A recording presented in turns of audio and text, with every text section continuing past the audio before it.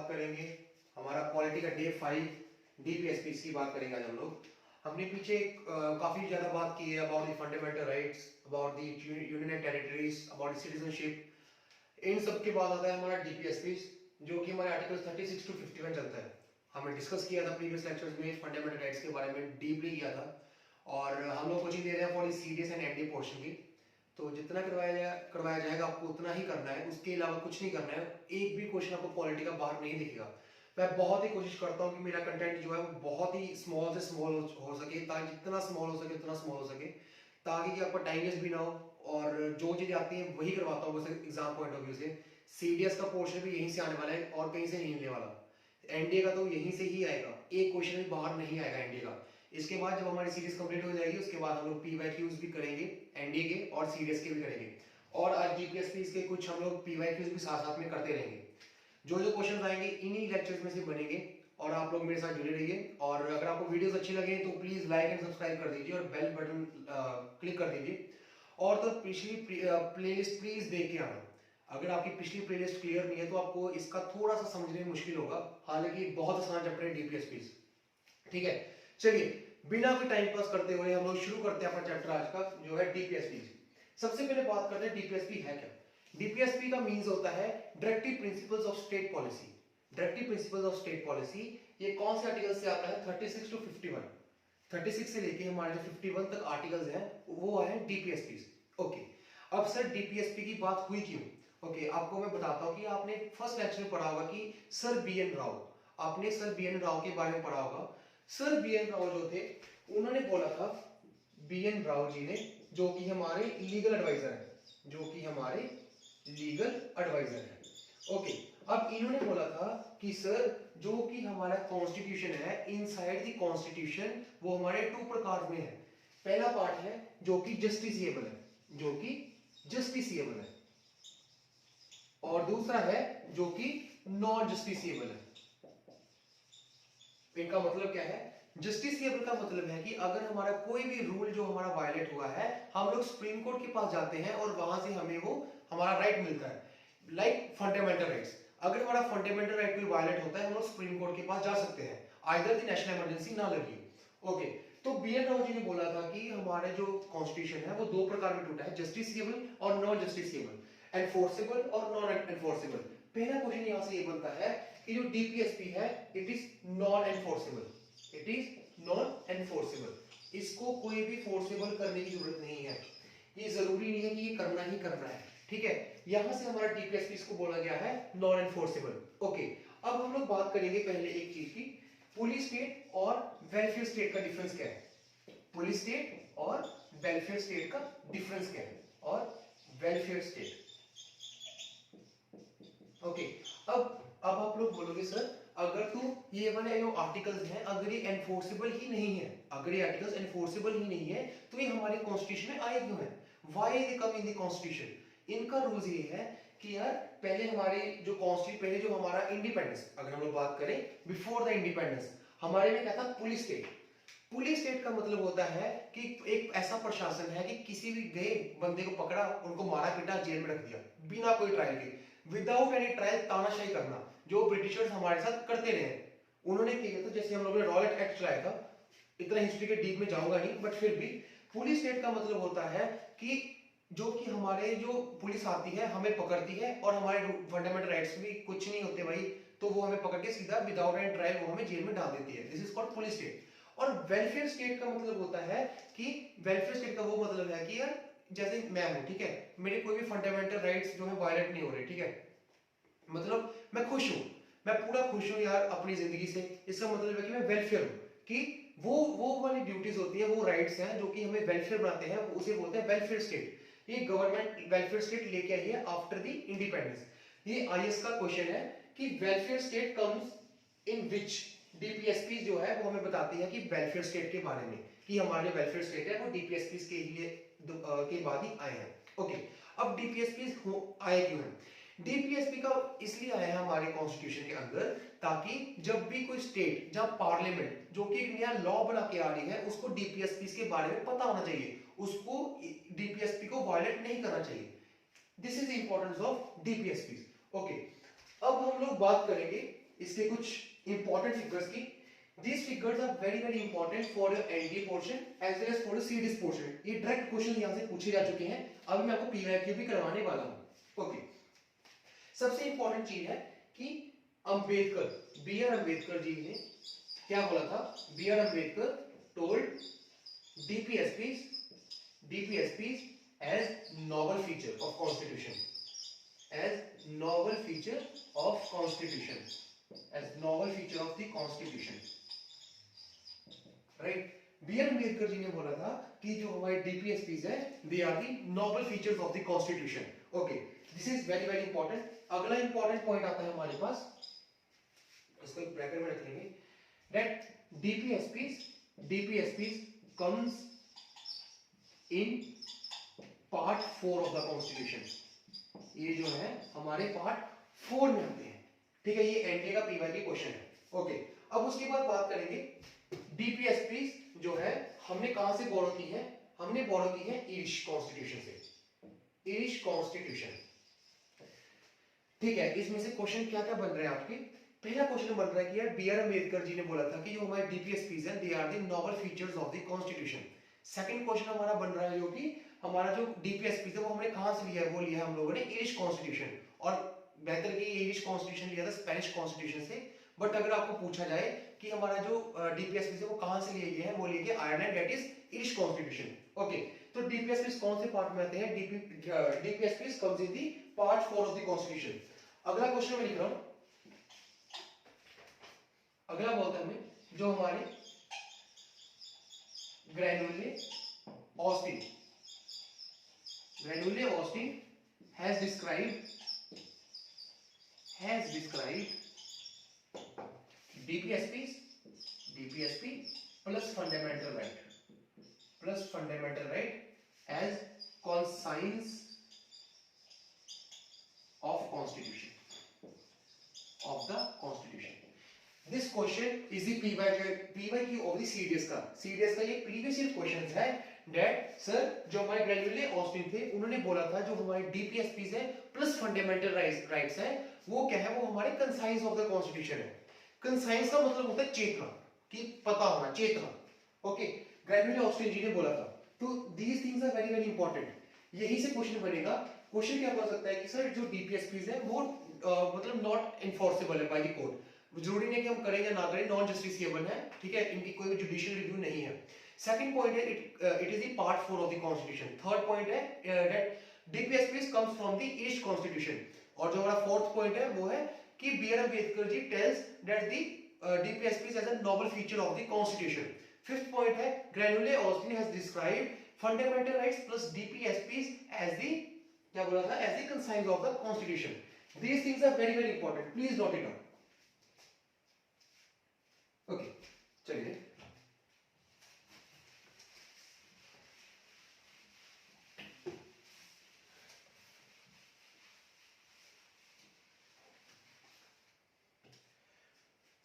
Okay, तो मैं कोशिश करूंगा कि आप लोगों को आगे लेक्चर समझ आए, कि आप आर्टिकल्स के बारे में जा रहे हैं आपको समझ आए, ठीक है? ओके, सबसे पहले हम लोग बात करेंगे आर्टिकल नंबर 36, क्योंकि आर्टिकल नंबर 36 से शुरू हो रहा है, तो आर्टिकल नंबर 36 की बात करते हैं।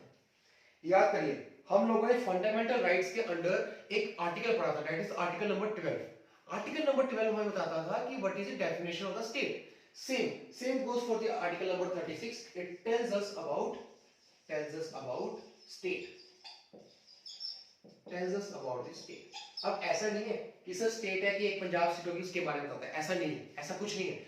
इन द स्टेट के अंदर क्या क्या चीज आती है? स्टेट के अंदर हमारा पूरा पार्लियामेंट आता है, पूरी लेजिस्लेटिव असेंबलीज आती हैं, अदर कॉन्स्टिट्यूशनल बॉडीज आती हैं। फॉर एग्जांपल हम ले लें कोई फैक्ट्रीज है, कोई कंपनीज है जो कि गवर्नमेंट सेक्टर के अंडर आती है, जैसे म्युनिसिपैलिटी होगी, पंचायती राज हो गया, तो they all comes under the state. हमें article number 36 and article number 32 जो है वो हमें बताता है what is the definition of the state. उसके बाद स्टेट की डेफिनेशन के बारे में बताता है। ओके, अब बात करते हैं हम लोग article number 37।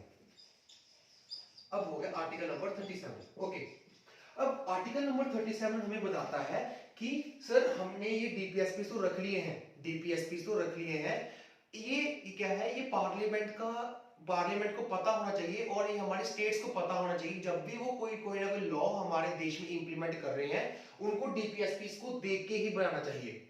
What Article number 37 says that when the laws are made by the parliament or by the state, they should know about the DPSPs. DPSPs को उनके देख के उनको पता होना चाहिए। आपको मैं बहुत सिंपल लैंग्वेज में बता रहा हूँ, ठीक है? ओके, आर्टिकल नंबर 37 के बारे में लिखेंगे, the constitution itself says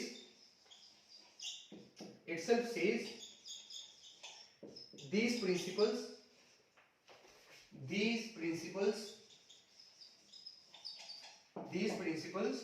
are fundamental in governance,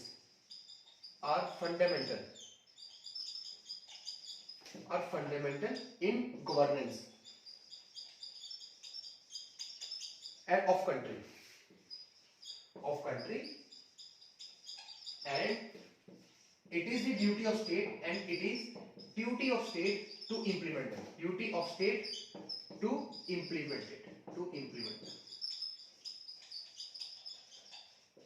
okay, ये जो वर्ड है fundamental in governance, this point is very very important.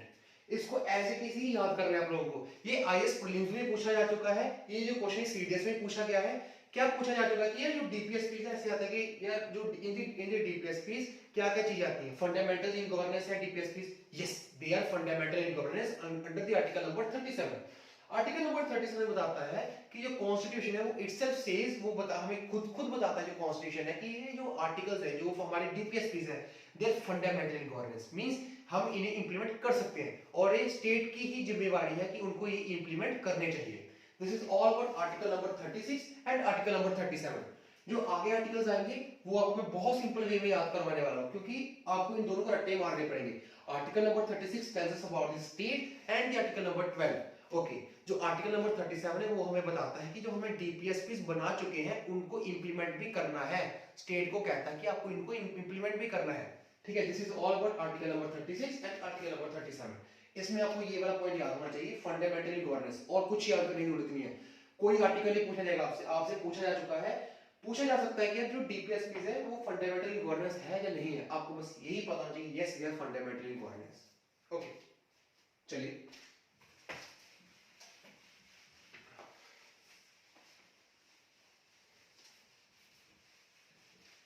Okay, उसके बाद हम लोग बात करेंगे classification of डीपीएसपीस।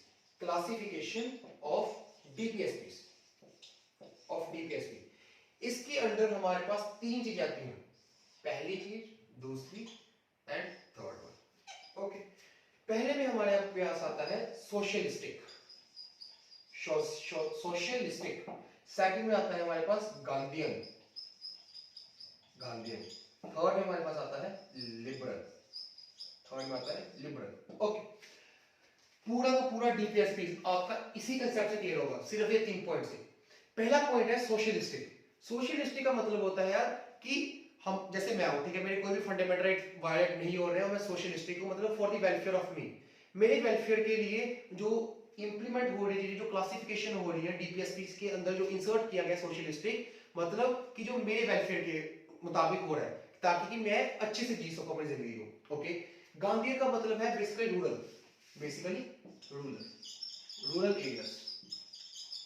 Rural areas like village. पूरा का पूरा गांधीयन जो है हमारे पास, गांधीयन डीपीएसपी है, वो हमारा पूरा का पूरा रूरल एरिया लाइक विलेज के अंदर ही घूमेगा। आपको बस इस बात का याद होना चाहिए। लिबरल है, इसका मतलब है मॉडर्न थॉट्स होने चाहिए बंदे के, जैसे इसको बाद में करेंगे डिस्कस, इसकी छोड़ दिया आप, ठीक है?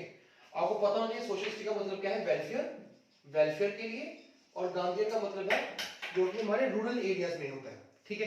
एक बार आप इस चीज को नोट करिए, आगे चलते हैं फिर हम लोग। चलिए, सबसे पहले हम लोग बात करेंगे सोशलिस्टिक। क्या बात करेंगे? सोशलिस्टिक। ओके, सबसे पहले बात हो रही है हमारी सोशलिस्टिक की। सबसे पहला आर्टिकल जो सोशलिस्टिक के अंडर आता है, that is article number 38। In the article number 38 वो सोशलिस्टिक के अंडर आता है। अब आर्टिकल नंबर 38 हमें बोलता क्या है? ओके, आर्टिकल नंबर 38 हमें बताता है, ओके, आपको मैं ऐसे ही याद रखवाता हूं कि आर्टिकल नंबर 38 जैसे मैंने बोला था कि सोशलिस्टिक, सोशलिस्टिक का मतलब है वेलफेयर, वेलफेयर मतलब जो मेरे को सहूलतें मिले, मेरे को आसानी से लगे। ओके, मान लीजिए मैं एक नए गांव में आया, ठीक है, अब गांव में गया तो मेरे को सबसे पहले क्या होना चाहिए, मेरे को कोई जॉब मिले, मेरे साथ कोई भी भेदभाव ना हो। मैं बाहर से आया हूं, मान लो मैं सिटी से अपने विलेज में आया हूं, ठीक है, नए विलेज है, मैं वहां पे रहने के लिए आया हूं, तो सबसे पहले मेरे को क्या चाहिए कि मेरे साथ कोई भी भेदभाव ना हो, कोई भी मेरे पास इनइक्वालिटी ना हो, ठीक है। This is called article number 38। अब आर्टिकल नंबर 38 हमें क्या बताता है, 36 और 37 को भूल जाओ, 36 और 37 को भूल जाओ एक बार। आर्टिकल नंबर 38 की बात करेंगे कि मैं सिटी वाला बंदा हूं, सिटी से मैं गांव में आया, सबसे पहले मेरा मकसद क्या होगा कि भाई मेरे साथ कोई भी भेदभाव ना हो, मेरे को हर जगह पे अपॉर्चुनिटीज इक्वल मिले विलेज के अंदर, ताकि मेरे को देख के लोग भागे ना, ठीक है, इनइक्वालिटीज ना हो। तो हमारा आर्टिकल नंबर 38 जो है वो हमें बताता है state to secure a social order, social order for promotion of welfare of the people, for welfare of the people, welfare of people, okay, by minimize inequalities, by minimize inequalities, inequalities, either it is in income और it is in opportunities. वही बात आ गई, मैंने क्या बोला था कि यार मैं गांव में, शहर का लड़का हूं, मैं गांव में गया, गांव में जाके मैंने देखा है यार कि सबसे पहले मैं बेसिक नीड होगी कि मेरे को जॉब मिले, वहां पे जाके कोई ना कोई मैं काम धंधा शुरू करूं। काम धंधा मेरे को तभी मिलेगा कि यार जब मेरे को कोई लोग इनइक्वालिटी के कारण मेरे को पहचानेंगे नहीं, कोई मेरे साथ भेदभाव नहीं होगा, मतलब minimise the inequality on the basis of income और the opportunities and etcetera. What is article number 38 says that की स्टेट की ही रिस्पांसिबिलिटी है कि वो हमारे सोशल ऑर्डर को इक्वल करे, हमारे सोशल ऑर्डर को सेफ रखे, ताकि कि मेरा वेलफेयर सही रहे। उसके लिए क्या है कि by minimising inequalities of the income और अपॉर्चुनिटीज और एक्सेट्रा, ठीक है। This is all about article number 38। अब इसके अंदर आता है हमारे पास आर्टिकल नंबर 39, इसको रब करो अभी। ओके, अब भाई यहां से क्वेश्चन बना है, यहां से क्वेश्चन बना है according to the article number 39। अब आर्टिकल नंबर 39 से क्वेश्चन बन चुका है, आप लोगों को कुछ याद नहीं करना, मैं कुछ पॉइंट्स लिखवाने वाला हूं यहां पे, ठीक है, आप लोगों को बस उनको रिमेंबर करना है हमेशा, वही को मतलब पॉइंट्स पूछे जाएंगे आपसे, पक्की बात है एक ना एक क्वेश्चन बन सकता है डीपीएसपी का यहीं से आर्टिकल नंबर 39 से। आपको बताता हूं आर्टिकल नंबर 39 में बताता क्या है। Okay, 39 of A, right to adequate of livelihood, right to adequate of livelihood,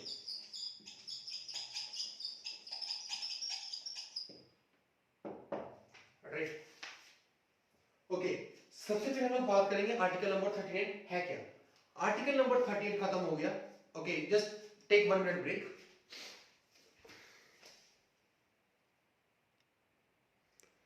okay, तो हम लोग बात कर रहे थे article number 13।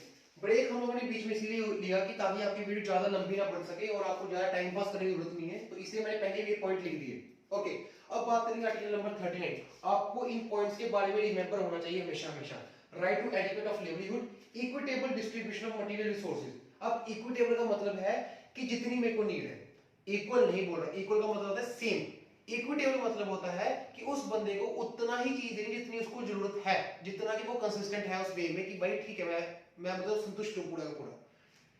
Prevention of consent of wealth, कि जो कि वेल्थ है उसको कंसेंट होना चाहिए, मतलब सेहत जो है हमारी ठीक होनी चाहिए। Equal pay for the equal work, equal pay है, अगर मैं भी उतना काम कर रहा हूं, मेरे दोस्त भी उतना काम कर रहे हैं, तो दोनों को पे सेम होनी चाहिए। Protect health and strength of the workers, जो भी हमारे वर्कर्स हैं जो भी काम करते हैं इंडस्ट्रीज में, उनकी प्रोटेक्शन ऑफ द हेल्थ और वेल्थ का मतलब उनको ध्यान होना चाहिए। ओके, अब ये तो हो गया सर, आपने बेसिक चीजें हमें बता दी। अब क्वेश्चन क्या बनेगा, this is a question of the CDS PYQ का, ये क्वेश्चन बन चुका है एक बार। क्वेश्चन क्या है कि इन the article number 39 A, big वाला ए बता रहा हूं मैं आपको, ये हमें बोलता है to promote equal justice, to promote equal justice and provide legal first aid, legal aid to the people, to people. अब इसका मतलब क्या है? This point is very very important, very very important. Let's sir 39 अब देखो UPSC को पता है कि बच्चों को 39 का बारे में पता है, बट बच्चों को 39 ए के बारे में नहीं पता भाई, ए के बारे में नहीं पता, इसके बारे में। दिस इज पीवाई की क्या पूछेगा वो, 39 ए का मतलब क्या है? To promote the equal justice, कि मैं जिस भी जगह में रह रहा हूं वहां पे मेरे साथ इक्वल जस्टिस होना चाहिए। अगर पंचायत में रह रहा हूं तो मेरे साथ इक्वल जस्टिस होना चाहिए, वहां पे भी अगर लॉज है तो उसके साथ तो इक्वल जस्टिस है ही हमारा। And the legal aid to the people, proper legal aid. Proper legal aid का मतलब है फ्री, वो भी कि यार अगर कोई बंदा गिर गया, ठीक है, तो ये ऐसा नहीं है कि सबसे पहले मान लीजिए मैं सड़क में जा रहा हूँ, एक एक्सीडेंट हो गया मेरे सामने, ठीक है, अब मेरे पास अगर फर्स्ट एड है तो मैं उसको फर्स्ट एड दूंगा यार जाके। अब ऐसा तो है नहीं मैं उससे पैसे मांगूंगा, भाई मेरे को पहले पैसे दे फिर मैं एड लेके आऊंगा, ऐसा तो है नहीं। पहले उसको मैं एड दूंगा, उसको घर तक छोड़ के जाऊंगा, ठीक है। This is called the legal aid to the people to promote equal justice and provide legal aid to the people. और this point is very very important, बहुत बहुत इंपॉर्टेंट है कि जो गरीब बंदे हैं उनको पास लीगल एड नहीं, उनको एड प्रोवाइड करना, ठीक है। This point is very very important. 39A, 39A के अंदर आता है to promote equal justice and provide legal aid to the people. Note करेंगे इस पॉइंट को सारे बंदे, ठीक है। चलिए अब बात करते हैं हम लोग आर्टिकल नंबर 41। अब इन आर्टिकल्स को याद कैसे रखना है? 36 और 37 को बाहर निकाल दो, ठीक है। सबसे पहले हमारे पास आता है इसके अंदर कि 38 हो गया, 39 हो गया, 40 को छोड़ दो, अब आ गया 41, ठीक है। आर्टिकल नंबर 41, आर्टिकल नंबर 41 हमें बोलता है right to work, right to work, right to work और एजुकेशन, और education to old age, towards the old age और अनएम्प्लॉयड पर्सन और अनएम्प्लॉयड। इसका मतलब क्या है कि यार कि सभी को राइट टू वर्क है यार, कि उनका राइट है कि वो लोग वर्क कर सकते हैं, ठीक है, और एजुकेशन प्रोवाइड कर सकते हैं। ओल्ड एज बंदे भी अभी एजुकेशन ले रहे हैं, ठीक है, और तो और वो वर्क भी कर सकते हैं, और अनएम्प्लॉयड जो बंदे हैं जिनके पास कोई रोजगार नहीं है वो भी काम कर सकते हैं। फिलहाल ये क्वेश्चन इंपॉर्टेंट नहीं है एनडीए के लिए, एनडीए में आर्टिकल कभी नहीं पूछा जाएगा आप लोगों से, अभी बता दे रहा हूं आपको, राइट। उसके बाद हम लोग बात करेंगे यार आर्टिकल नंबर 42। आर्टिकल नंबर 42 हमें बताता है इसमें कि human condition of work, human condition of work and maternity leave, and maternity leave बताता हूं इसका मतलब क्या है, and maternity leave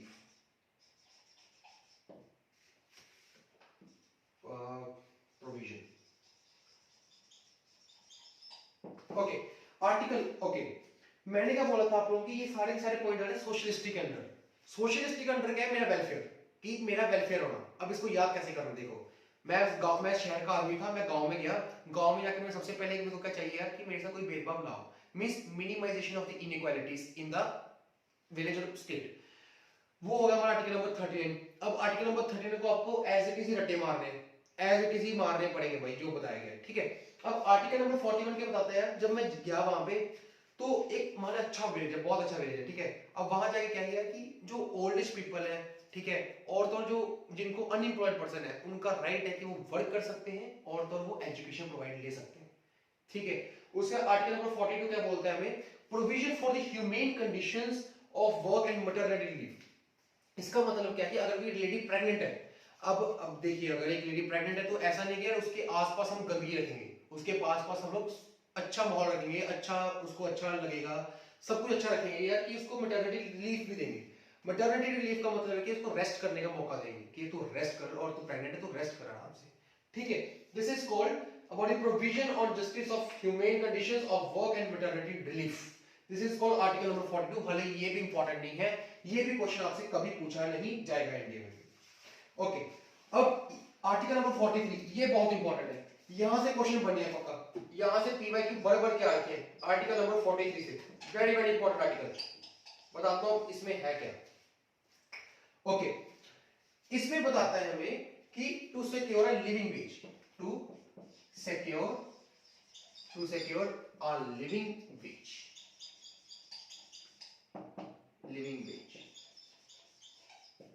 and decent standards of life, decent standards of life and decent standard of life। अब इसका मतलब क्या है? आर्टिकल नंबर 43 हमें बताता है कि यार कि जैसे मैं आदमी हूं, ठीक है, कि टू सिक्योर लिविंग वेज, कि मैं कोई भी काम कर रहा हूँ, ऐसा नहीं है मजदूरी कर रहा हूँ, जैसे फॉर एग्जांपल मजदूरी कर रहा हूँ, ठीक है, दिन रात में काम कर रहा हूँ। अब ऐसा नहीं कि मेरे को 200 रुपए देगा सिर्फ यार मजदूरी का। मान ली मैं सुबह से 8 बजे से लेकर रात के 12 बजे काम कर रहा हूँ उसके घर में, तो अगर मेरे को 200 रुपए देगा भाई, वो लिविंग वेज है ही नहीं, मैं उसका क्या करूँगा 200 रुपए का? कुछ होगा नहीं, मेरा भला ही नहीं होगा, ना मेरी फैमिली को फाइनेंशियली स्ट्रॉन्ग कर पाऊंगा, ना अपना कुछ देख पाऊंगा। तो उन्होंने बोला कि उनको एक लिविंग वेज सेट करना चाहिए, उनको एक अच्छा लिविंग वेज मिलना चाहिए और डिसेंट स्टैंडर्ड ऑफ लाइफ। मतलब ऐसा नहीं है कि कोई बंदा है वो रोड पे सो रहा है, उसके पास एटलीस्ट एक डिसेंट वे ऑफ स्टैंडर्ड होना चाहिए, उसके पास एक घर होना चाहिए, उसके पास एटलीस्ट कई अच्छी जगह होना चाहिए सोने के लिए। This is called article number 43। अब क्वेश्चन क्या पूछा जा चुका है सीडीएस में और एनडीए में भी क्वेश्चन पूछा जाएगा हमारे से कि इन the article 43A, in the article 43A, अब इसमें क्या बताता है हमें? Participation of workers, participation of workers in management of industries, in management of industries,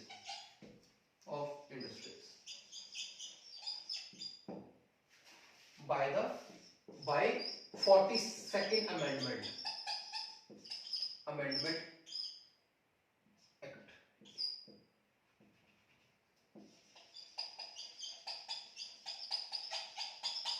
okay, अब 43A बताता है हमें, this question is very very important. ये जो क्वेश्चन है ये बहुत बहुत इंपॉर्टेंट है ये पॉइंट।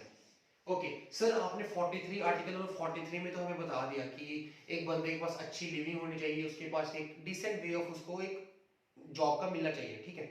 अब आर्टिकल नंबर 43A बताता है हमें कि जो हमारे वर्कर्स हैं, जैसे मान लीजिए मैं एक फैक्ट्री में काम करता हूँ, ठीक है, I am a worker, I am a employed person. जैसे मेरा एक बॉस है, मेरा बॉस मेरे पास आता है, वो मुझसे पूछता है कि कोई प्रॉब्लम है, तो मैं उसे बताता हूँ, जहां फिर उसके पास मैं लेके जाता हूँ कि सर ये प्रॉब्लम्स हमें फेस हो रही है, ये हमें मशीन वर्क नहीं कर रही है, इन मशीन्स के वर्क को चेंज करो और तो और हम ऐसे अपनी कंपनी को एक्सपैंड कर सकते हैं। उन्होंने बोला कि participation of workers in management of industries, मतलब उनका मैनेजमेंट संभाल रही है इंडस्ट्रीज का वर्कर्स। जैसे मैं स्मॉल एम्प्लॉय हूं, ठीक है, फॉर एग्जांपल, तो मैं अपने बॉस के पास जाता हूं, मैं उसको बोलता हूं कि sir I have a better idea how we can do a startup and और else how we can make money from the business, from this business only. वो इंप्रेस हो जाएगा मेरे से, वो बोलेगा अच्छा यार ठीक है, अच्छी बात है। Article number 43 bye 42nd amendment हमें बताता है participation of workers in management of industries. Very very important question, फिर से बोल रहा हूं, very very important question, please note it down. 43A हमें बताता है participation of workers in the management of industries and it was inserted by the 42nd of amendment, right. Note करिए इसको एक बार। ओके, आगे बात करेंगे।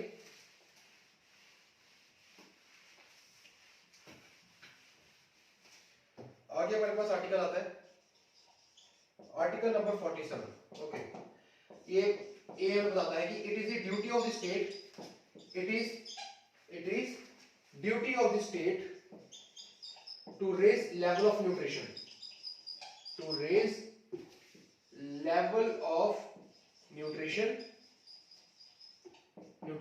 And standards of living,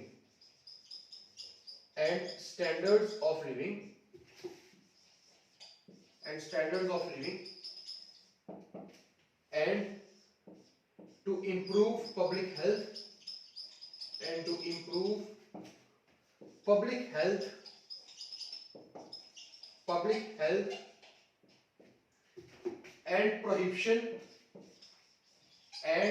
prohibition of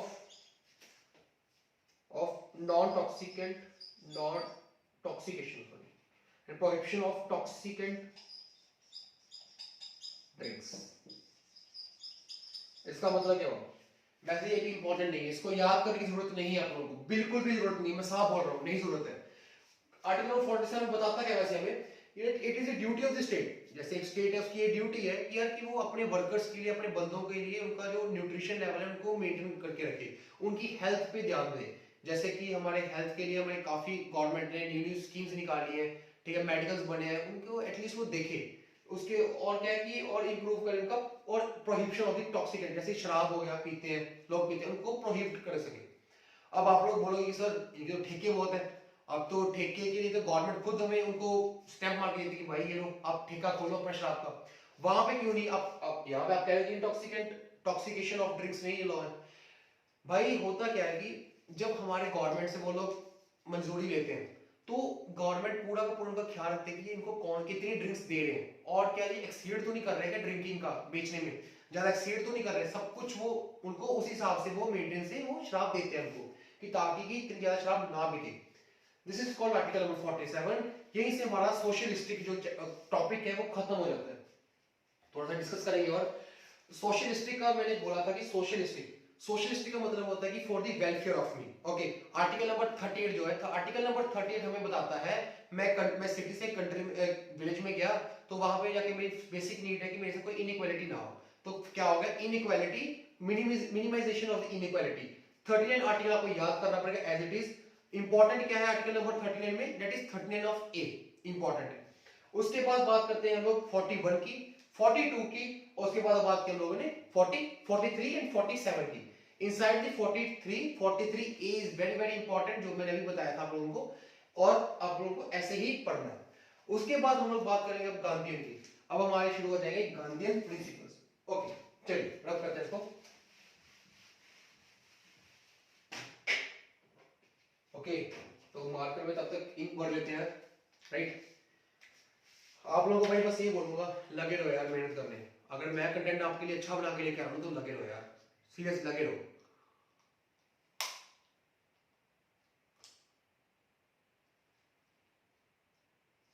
अब भाई पढ़ाई तो करनी पड़ेगी आप लोगों को, तो भाई बस यही कहूंगा कि मेहनत का साथ मत छोड़ो कभी भी, बस पढ़ाई पे ध्यान दो और लगे रहो यार, चाहे कुछ भी हो जाए, राइट। ओके, चलिए अब हम लोग बात करेंगे गांधीयन की। अब हम लोग बात कर रहे हैं गांधीयन की। ओके सर, सोशलिस्टिक खत्म हो गया, सोशलिस्टिक खत्म हो गया, अब आ गया भाई गांधीयन। अब गांधी जी क्या थे? गांधी जी कहते थे यार कि वो ना विलेज पे बहुत ध्यान देते थे यार, गांधी जी सच में। तो आर्टिकल नंबर 40 आता है सबसे पहले गांधी जी का। अब आर्टिकल नंबर 40 में क्या होता है हमारा? Organisation, article number 40, that is very very important article, organisation of village panchayat, of village panchayat. मेरे ख्याल से एनडीए 150 में क्वेश्चन ऐसा पूछा जा चुका है आप लोगों से यार कि जो हमारे सेल्फ गवर्नमेंट है, जो हमारी सेल्फ गवर्नमेंट है, नहीं ऐसा क्वेश्चन था कुछ कि ऑर्गेनाइजेशन ऑफ विलेजेस में क्यों इंपॉर्टेंट है, विलेज की जो पंचायत है वो क्यों लेके आ चुकी है हम लोग इंडिया में, क्यों लेके आए हम लोग? उसका आंसर है सिंपल, सेल्फ गवर्नमेंट। ओके, आप लोगों को बताऊंगा आगे मैं। आर्टिकल नंबर 40, आर्टिकल नंबर 40 में बताता है कि organisation of the village panchayat, की गांधी जी ने बोला यार कि हम लोग सबसे पहले पंचायत बनाएंगे एक विलेज में। एक विलेज है, उन्होंने क्या बोला कि रूरल विलेजेस के ऊपर डेवलपमेंट करेंगे वो लोग। वो लोग क्या करते थे? वो गांधी जी हरिजनों का बहुत साथ देते, एसटी कोटा जो बैकवर्ड क्लासेस उनको ऊपर लेके आ रहे थे। सबसे पहले वो विलेज पे जाते हैं, वो देखते हैं कि ऑर्गेनाइजेशन ऑफ विलेज पंचायत की उनको जरूरत तो है, उनको जरूरत है एक पंचायत की। तो आर्टिकल नंबर 40 में आता है organisation of the village panchayat. Village panchayat very very important है हमारे यहाँ पे, ताकि कि वो की फंक्शन कर सके, so that they function, as self government, as self government, very very important. Okay, article number 40 tells us about the village panchayat, and village panchayat Gandhi ji क्यों इंसर्ट करते हैं यार? ताकि कि इतने तो अब ऐसा तो नहीं कि विलेज में, मान लीजिए विलेज है, ठीक है, वहां पे मैंने झगड़ा कर दिया किसी इंसान के साथ, मेरी लड़ाई हो गई मेरे नेबर्स के साथ, अब ऐसा तो है नहीं उस झगड़े को रिजॉल्व करने के लिए मैं सुप्रीम कोर्ट तक जाऊंगा यार, ऐसा भी नहीं है ना। मैं पंचायत है, पंचायत के पास जाऊंगा, उसको अपनी कंडीशन बताऊंगा, उसको बताऊंगा कि सर ऐसा ऐसा मेरे साथ हुआ है और हमारा कोई सोल्यूशन निकालो, वो हमारा सोल्यूशन निकालेगा। तो organisation of the village panchayat so that they function as a self government, ताकि कि वो अपना सेल्फ गवर्नमेंट की तरह वो कर सके। ओके, उसके बाद हम लोग बात करेंगे article number 43, very very important article number 43, article number 43। Okay, article number 43 बताता है to promote cottage industries, to promote cottage industries.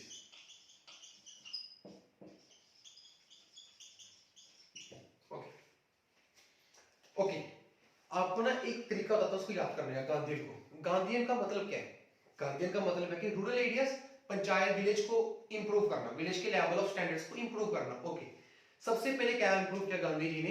Bye panchayat, panchayat को हमारे यहाँ पे लेके सेल्फ गवर्नमेंट की तरह, ताकि विलेज में एक पंचायत होनी चाहिए। ओके, दूसरा पॉइंट था कि विलेजेस में हमारे पास कॉटेज इंडस्ट्रीज होनी चाहिए, ताकि कि अगर कॉटेज इंडस्ट्री ज्यादा होंगी, पीपल मोर इंडल्ज करेंगे, अपॉर्चुनिटीज ज्यादा होंगी पीपल्स के पास, और तो और उनको अच्छा, मतलब उनको रिसोर्स मिल जाएगा of income.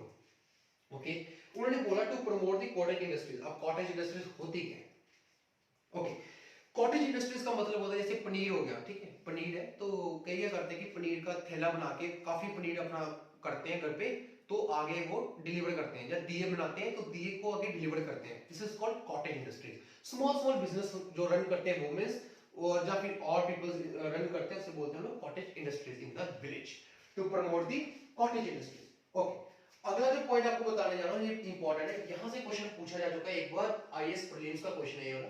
Article number 43 B, article number 43 B, ये हमें बोलता है promotion of cooperative, promotion, promotion of cooperative societies, cooperative society, promotion of cooperative society in 93rd amendment, sorry 97th amendment act के अंतर्गत। ओके, अब cooperative societies का मतलब क्या है? सर कोऑपरेटिव सोसाइटी आ गया, क्या मतलब है आपने बता दिया, कॉटेज इंडस्ट्री, ठीक है। ओके, कोऑपरेटिव इसका मतलब है कि यार जैसे एनजीओ वर्क्स, फॉर एग्जांपल आपको दूं मैं, जैसे एक वुमेन है, ठीक है, अब उसने वुमेन एम्पावरमेंट के लिए उसने एक अपना एक ग्रुप बना लिया कि यार जब भी हमारी कोई वुमेन का शोषण होगा, उसका कुछ होगा, तो हम लोग उसके वहां पे जाएंगे और उनको सबक सिखाएंगे जो भी इंसान ने किया है या किसने भी कुछ किया है। एक मतलब उन्होंने एक सोसाइटी बना ली, उन्होंने एक अपना ग्रुप बना लिया, उसे हम बोलते हैं कोऑपरेटिव सोसाइटी। एक वॉलंटियर बनता है जो उसने ग्रुप बनाता है for the welfare of the people, this is known as cooperative societies। this point is very very important। net 43 में बताता है हमें promotion of the cottage industries, 43 में बी में बताता है हमें promotion of the cooperative societies, right? please note this point। और ये 97th amendment, this is 97th amendment, 97th amendment act के अकॉर्डिंग ये चीज हमारे पास आई थी, राइट? ओके, अगला जो क्वेश्चन है, अगला जो हमारे पास आता है, अगला हमारे पास आता है article number 46, article number 46। Okay, अब मैंने आपको एक वर्ड बोला था पहले कि यार कि जो गांधी जी थे वो ना बैकवर्ड क्लासेस को ऊपर लेने के लिए कोशिश कर रहे थे, उनका मेन मकसद ही यही था कि हमारे जो बैकवर्ड क्लासेस है वो ऊपर आ सके। ओके, अब यहाँ पे क्या हुआ था कि promotion of the backward classes, promotion, promote of education, of educational and economic interest, educational and economic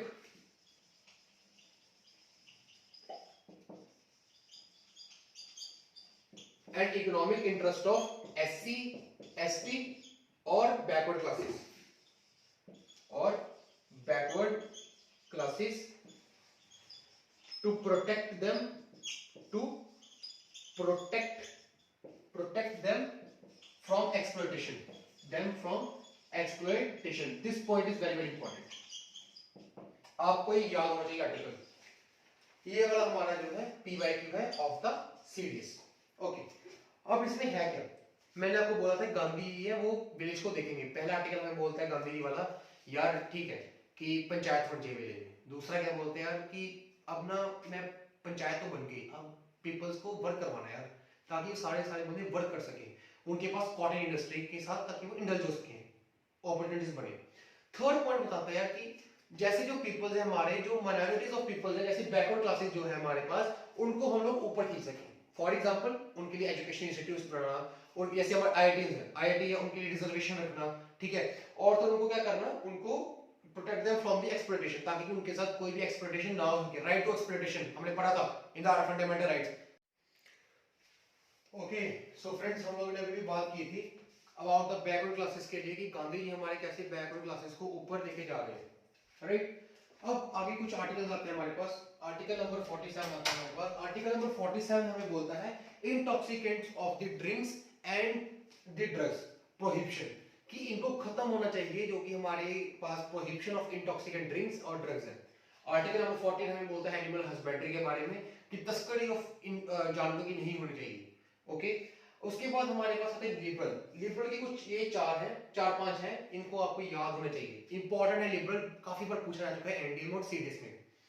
सबसे पहले आता है आर्टिकल नंबर 44 यूसीसी, शायद पूछा जाए क्योंकि काफी ज्यादा इस बार कंट्रोवर्सी टॉपिक है यूसीसी की। यूसीसी का मतलब होता है यूनिफॉर्म सिविल कोड। इसका मतलब है कि एक जो रिलीजन है इंडिया के लिए वो सारे इक्वल है। जैसे अब ऐसा नहीं कि एक मुस्लिम है वो 10-10 शादियां करेगा, वो 11-11 शादियां करेगा, ऐसा नहीं है। अब उसको भी एक ही शादी करनी पड़ेगी। तो यूसीसी का मतलब होता है uniform civil code. Okay, article number 45। Article number 45 हमें बोलता है प्रोविजन फॉर द चिल्ड्रन, कि एक जो बच्चा है उसको उनकी प्रोविजन है कि करो, कि उनको करना चाहिए। प्रोविजन फॉर द चिल्ड्रन, उनको 6 ईयर से लेके 14 ईयर तक उनको कंपल्सरी उनको एजुकेशन दी जाए, और तो और उनका ख्याल रखा जाए up to the age 6 year तक, उनको अच्छा पोषण मिले। उन्होंने बोला था कि ये प्रोविजन है। उसके बाद by the 86 amendment, by the 86 amendment act के अंडर इसको कंपल्सरी कर दिया गया that it is very compulsory for the childrens, और ये फंडामेंटल हमारा राइट भी है। ये हमारा अंडर फंडामेंटल राइट 21A के अंडर भी हमें बोला गया है कि it is compulsory for the education of the children up to the age from 6 years towards the 14 years. This is very important. 45th article number 45 is very important. By the 86 amendment act के दौरान ही ये compulsory हुआ है and it becomes a fundamental right in the article number 21A। Okay, अगला हमें बोलता है article number 49 that is protection and monuments. Article number 50 में बोलता है separation of judiciary from the executive. This point is very important. Article 50 is very important. Article 50 में बोलता है separation of judiciary from the execution. इसका मतलब क्या हुआ, चलिए फॉर एग्जांपल जैसे मेरे को पुलिस उठा के ले गई, ठीक है, मेरे को पुलिस वाला उठा के ले गया, मैंने कुछ नहीं किया था, मैंने कुछ नहीं किया, मेरे को उठा के ले गया और उठा के मेरे को उसने दबा के मारा, बहुत मारा, मेरे को पीटा। उसके बाद क्या होता कि मेरी पीछे होते कोर्ट में, मेरे को कोर्ट में लेके जाते हैं, ठीक है। अब कोर्ट में लेके जाते हैं कि वहां पे जाके करता है पुलिस का अपनी वर्दी निकालता है और काला कोट पहन के जज की कुर्सी बैठ जाता है। यार मैं कहूंगा ये क्या कर रहा है, एक ही पुलिस वाला वही जज है, ये कैसे पॉसिबल है, ये कैसे हो सकता है मेरे साथ। इसका मतलब मेरे को न्याय मिलेगा नहीं, मेरे को तो ऑलरेडी फांसी दे देगा जिस हिसाब से वो लग रहा है, जिस हिसाब से मेरे को ऑलरेडी इसने बोल दिया। अगला पॉइंट है कि जैसे मान लो कि पुलिस वाले ने अगर बोल दिया कि यार कि मैंने क्राइम किया है, बेहतर मैंने क्राइम नहीं किया, बट पुलिस वाले ने कोर्ट के सामने बोल दिया किसने क्राइम किया है, तो जुडिशरी मान गई कि हाँ भाई तूने क्राइम किया ही होगा, पुलिस वाले बोल रहे हैं। ऐसा भी नहीं है भाई, ऐसा भी नहीं है। It comes under the article number 50 कि जुडिशरी एग्जीक्यूटिव से सेपरेट होनी चाहिए। ऐसा नहीं है कि एक ही बंदा जज कर रहा है, ठीक है, वो अलग अलग होनी चाहिए। जुडिशरी अलग है, हमारी एग्जीक्यूटिव पोर्शन अलग है। आपको अभी मैंने एग्जांपल से समझा दिया है। आर्टिकल नंबर 51 हमें बोलता है इंटरनेशनल पीस एंड सिक्योरिटी के बारे में प्रमोट करना, ठीक है, ये इंपॉर्टेंट है, पूछा गया है एक बार एनडीए में। Promotion of the international peace and security under the article number 51। और very important point, judiciary from the executive कहां से होती है, वो होती है डीपीएसपी से, ठीक है। This is all about today's DPSP that is directive principles of state policy. जितना करवाया गया है आप उतना ही करिए, उसके बाद क्वेश्चन नहीं बनने वाला, सेम टू सेम आपसे क्वेश्चन पूछे जाएंगे। आप चेक कर सकते हैं जब पेपर आपके सामने आएगा, आपकी कलम आपके जब आपकी कलम बोलेगी आप कहेंगे कि भाई ठीक है, पेपर तो आता है सारा सारा, और आपको सारा पेपर आता होगा पॉलिटी का। अभी पॉलिटी खत्म करेंगे, इसके बाद जल्दी से हम लोग ज्योग्राफी पे स्विच करेंगे। ज्योग्राफी के बाद हम लोग मॉडर्न इंडिया करेंगे। सिर्फ हम लोग एंशिएंट मॉड्यूल पे नहीं जाएंगे, मॉडर्न इंडिया तक जाएंगे। ज्योग्राफी फुल खत्म करेंगे, वर्ल्ड भी करेंगे, फिजिकल भी खत्म करेंगे, और जो इंपॉर्टेंट चीजें हैं वो डिस्कस करेंगे क्लास में। इसके बाद हम पीवाईक्यू की सीरीज भी लेके आएंगे। और प्लीज यार सपोर्ट करो, लाइक करो, सब्सक्राइब करो चैनल को, ताकि कि मेरे को बूस्ट मिले यार, मेरे को भी लगे कि ठीक है जो बंदे देख रहे हैं अच्छा देख रहे हैं और मेरे को लगाना चाहिए। तो आई होप आपको ये सेशन अच्छा लगेगा। तो जितना करवाएगा आप उतना ही करिए, इसके बाद कोई भी क्वेश्चन नहीं बनने वाला, आई प्रॉमिस टू यू। ये जो करवाया गया आप यही करिए, राइट। और लगे रहो यार, मेहनत करते रहो, मेहनत का फल एक ना एक दिन तो मिलेगा, मिलना ही है सभी को, आपको भी मिलेगा। Go for it. और फ्रॉम माय साइड जय हिंद फ्रेंड्स, आप लगे रहिए बस।